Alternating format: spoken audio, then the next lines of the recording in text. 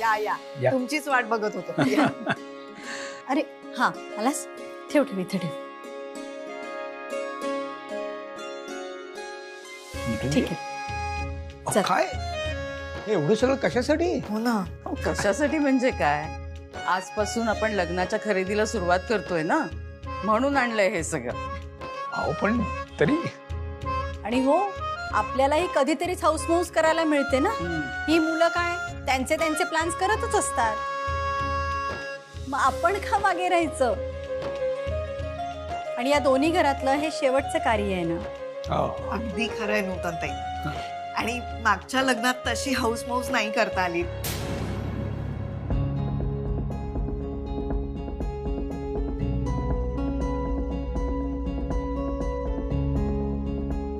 तुम्ही विषय काढला म्हणून सांगते अण्णा, सुमनताई, गेल्या काही दिवसात माझ्याकडून तुमचा जो काही अपमान झाला, तुमच्या कुटुंबाला जो काही त्रास झाला, त्यासाठी खरंच सॉरी. अहो नाही नाही नाही, अहो असं काही नाही. उलट आपली मुलंच चुकत होती. हो, पण त्यांना मार्गावर आणता आणता मी कधी भरकटले कळलंच नाही. हो, माझा मुलगा जीव द्यायला निघाला तेव्हा माझं काय झालं असेल हे मी नाही सांगू शकत तुम्हाला. आणि त्या सगळ्यात माझा तोल ढळला आणि तुमचा अपमान केला. मी खरंच सॉरी. नाही नाही नूतनजी, हे बघा आपण आता चांगल्या कामासाठी भेटलो आहोत की नाही. मग आता ही अशी जुन्या आठवणींची सावली सुद्धा त्याच्यावरती नको पडायला, असं मला वाटतंय. अगदी खरंय. हा.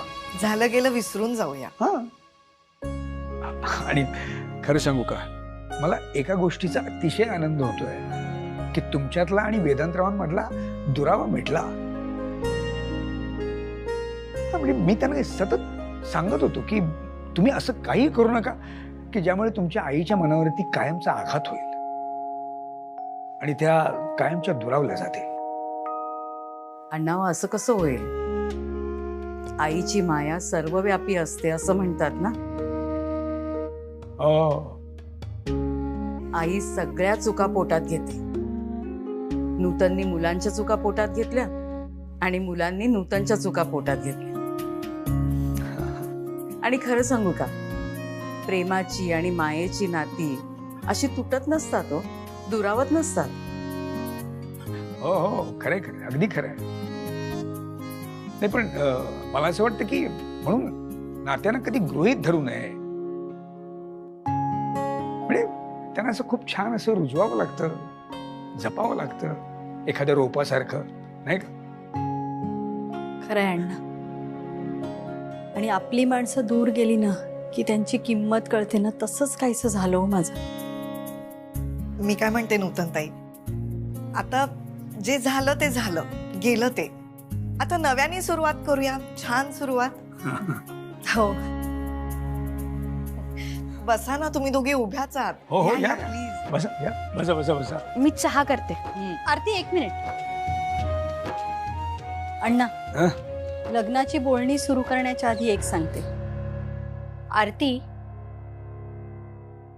आता आमच्या टीम मध्ये, ती आमच्या घरची सून आहे, आमच्या घरची लक्ष्मी आहे.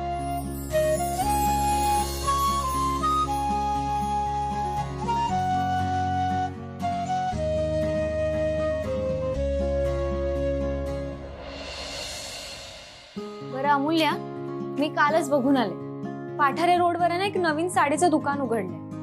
मी तर म्हणते आपण आहेराच्या साड्या ना तिथूनच घेऊया. आपण एक काम करूया का, आपण सगळ्यांनी नऊवारी साड्याच नेसूया, छान वाटतील. थीमच ठेवूया तशी. अमूल्या,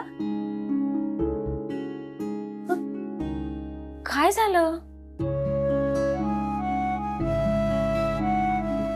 टेन्शन आलंय ग. आता काय अमूल्या, सगळं तर तुझ्या मनासारखं होत आहे ना. ताई, मला बोलायचं होतं नूतन काकूंशी, पण भीतीच वाटते त्यांच्यासमोर तोंड उघडायला. आणि तुला खरं सांगू का, मला ना माझ्यामुळे त्यांच्या आणि वेदांत मध्ये वाद नको. एक मिनिट, नक्की काय बोलायचंय तुला? हेच की मला MBBS पूर्ण करायचं. मग तू आधीच बोलून घे. उगाच त्यावरून घरात रोज खटके उडतील. मलाही नाही सहन होत आता. तुला माहितीये ना त्या कशा बोलतात. त्यापेक्षा तू हे सगळं आधीच बोलून घे.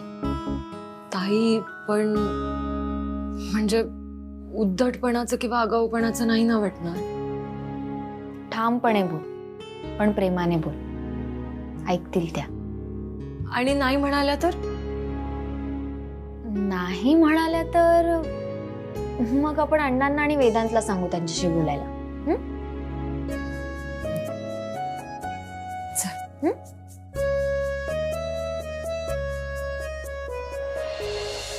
वा, छान छान. पण मला फार छान वाटलं. लग्नाची बोलणी अशीच हसत खेळतच व्हायला पाहिजेत हो. या या. ये अमोल, बस बस. नाही नाही अण्णा ठीक आहे. अगं ऍक्च्युली मला काकूंशी बोलायचं होतं. बोल ना. काकू मी सध्या MBBS फर्स्ट इयरला आहे. VW इंत्राचं अपॉइंटमेंट लेटरही मिळालंय मला. अगं मला सगळं माहिती असलेल्या गोष्टी काय परत सांगतेस? ऍक्च्युली काकू, लग्नानंतर माझी MBBS पूर्ण करण्याची इच्छा आहे. आणि मला जॉबही करायचा आहे. अगं अमूल्या, हा विषय तू आत्ताच म्हणजे आपलं बोलणं झालेलं आहे त्यांच्याशी या विषयावरती. सांगितलेलं आहे त्यांना सगळं. हो अण्णा, पण आता आपण लग्नाची फायनल बोलणी करतोय ना.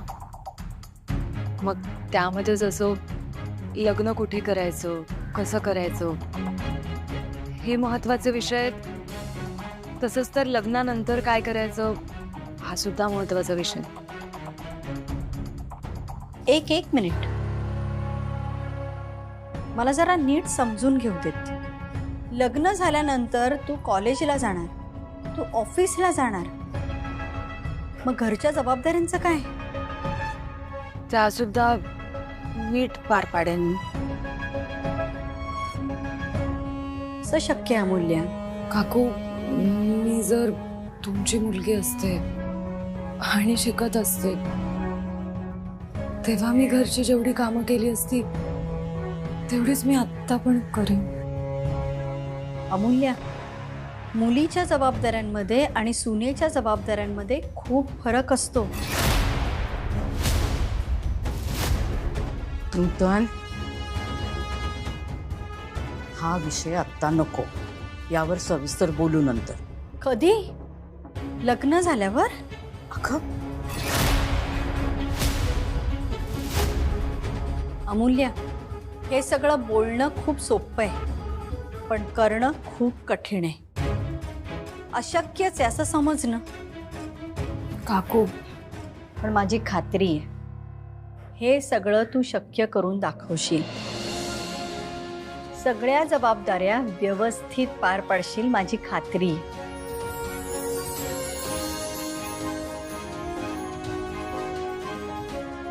अगं, आणि नको काळजी करू. आपल्याकडे खूप नोकर चाकर आहेत. सगळं व्यवस्थित होईल. थँक्यू काकू.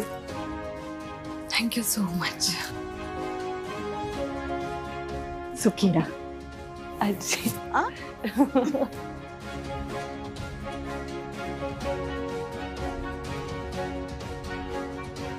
वा, छान छान.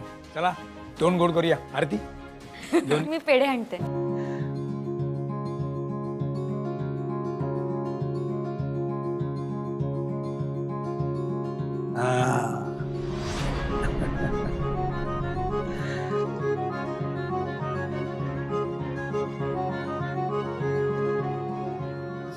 थँक्यू. हो. एक मिनिट, आधी तुला.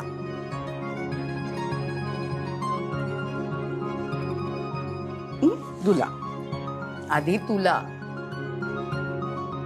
आणि आता तुम्ही. बस बस बस.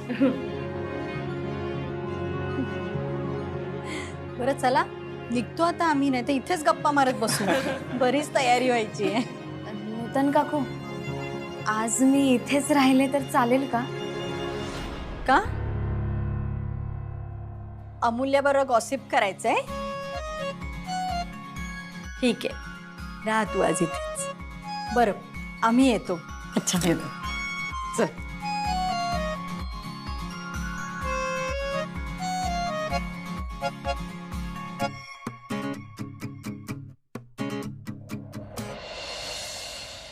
काकू मला ना माझं MBBS खरं तर पूर्ण करायचं आणि त्याच्या जोडीला मला जॉबही करायचं आहे. पण त्याच्यावरचं नूतनजींचं म्हणणं ऐकल्यानंतर चेहऱ्यावरचा रंग पार उडाला होता. काय हो? बापाला कधी घाबरतीस कधी एवढं? हा, आणि तुम्हाला चाललं असतं ती घाबरली असती तर. तेही खरंच आहे मला. पण मजा आली, मला खूप मजा आली. एरवी कशाची फळा बोलत असते. काय हो किती बोलताय माझ्या लेकीला? उगाच बोलू नका. ती उगाच कुणालाही दुखवत नाही. हो मग हे पण समजा त्या नाही म्हणाल्या असता तर काय केलं असतंस ग तू? आरती आता त्या नाही म्हणाल्यात का? कशाला उगाच? पण काय ग अचानक त्यांचं एवढं प्रेम उफाळून जायला लागलंय कसं काय? नाही अगं आई, अचानक नाही. म्हणजे आता मी जसजसा मागचा विचार करते ना तसं मला कळतं की नूतन काकू चांगले आहेत. आम्हा दोघींचं ना फक्त टायमिंग चुकत होत आणि म्हणून आमचे खटके उडायचे. टायमिंग चुकत होतं म्हणजे? म्हणजे आई, एकदा ना वेदांचं घड्याळ हरवलं होतं आणि ते घड्याळ शोधण्यासाठी मी वेदांसोबत वेदांच्या घरी वेदांच्या रूम मध्ये गेले आणि तेव्हा माझं नूतन काकूंसोबत आयुष्यातलं सगळ्यात मोठं भांडण झालं.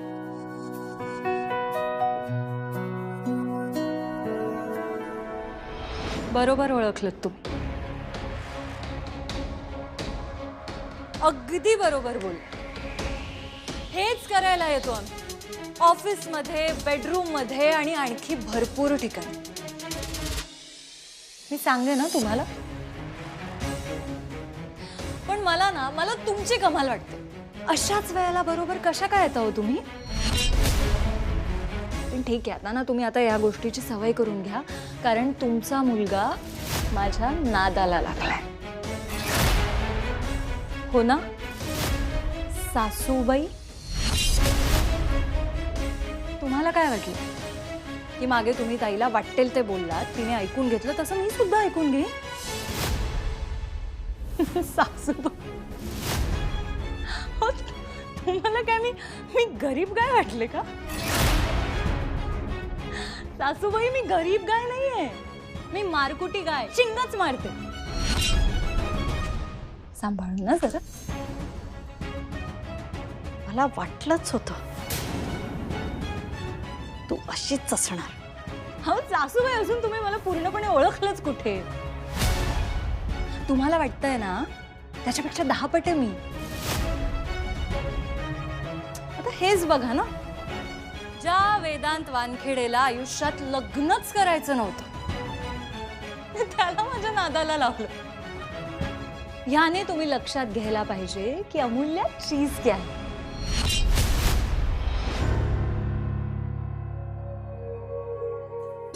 अरे विजय, तू कसा काय इथे?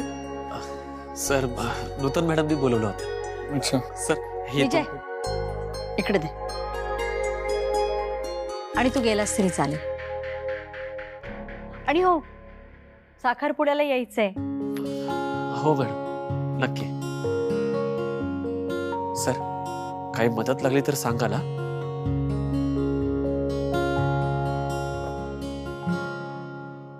काय झालं? असं का गेलं? आणि तू बोलवलं होतंस का याला? माझी सगळ्यात मोठी चूक सुधारण्यासाठी. कसली चूक?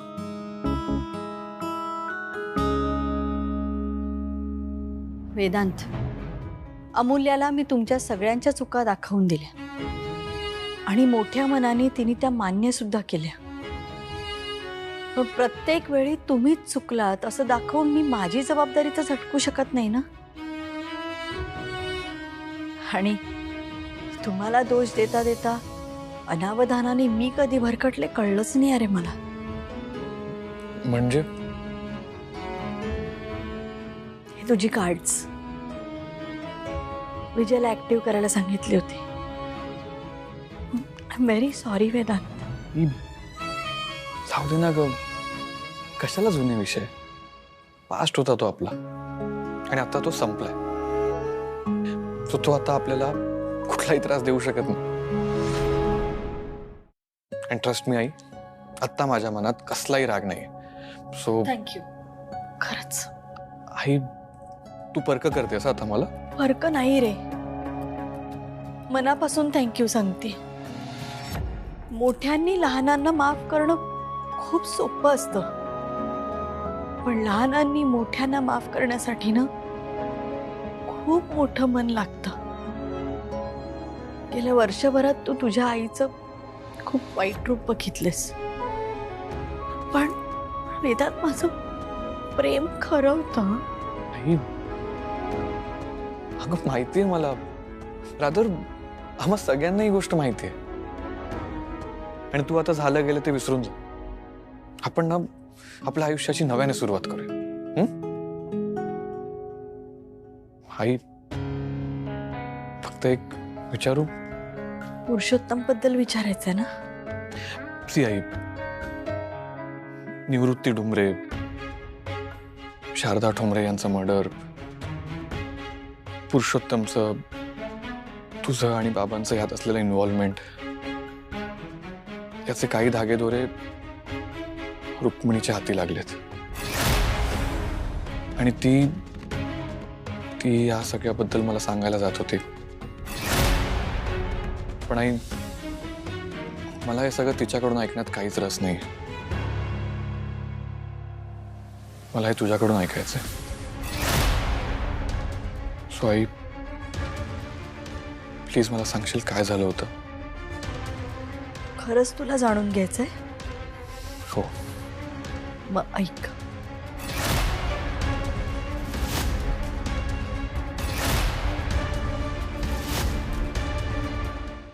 बापरे, एवढं सगळं बोललीस तू त्यांना?